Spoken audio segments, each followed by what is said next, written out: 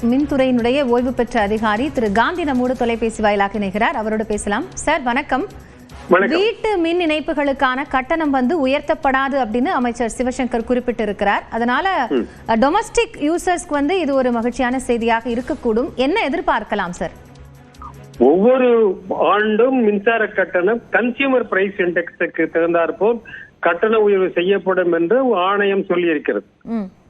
அது கடந்த 2 ஆண்டுகளாக அவ்வாறு மட்டும் மின்சார கட்டணம் உயர்த்தப்பட்டும் இருக்கிறது. இந்த ஆண்டு மின்சார கட்டணம் ஜூலை 1ஆம் தேதியிலிருந்து உயர்த்தப்படும். அதுல மாற்றங்கள் இருக்காது. அரசு அந்த உயர்த்தப்படும் கட்டணத்தை மானியமாக அளித்து கொடுத்துரும். ஆகையால அரசாங்க பணம் செலவழிக்கப்படும். மின்சார கட்டணம் உயர்ந்திருக்கும், அரசாங்கம் அதுக்கான மானியத்தை தந்துரும். அந்த மானியத்தை தர்றதுனால மின்சார கட்டண உயர்வு என்பது மக்களை பாதிக்காது. இதுதான் அதனுடைய அடிப்படை. மின்சார கட்டண உயர்வு என்பதற்கும் அந்த உயரக்கூடிய மின்சார கட்டணத்தை அரசு மானியமாக தந்துரும். மானியமா தர்றதுனால அரசுக்கு செலவு கூடும். அது மற்ற விஷயங்களுக்கு இருக்கக்கூடிய பண ஒதுக்கீடுங்கிறது குறைஞ்சு போகும். இதுதான் அடிப்படையான விஷயம்.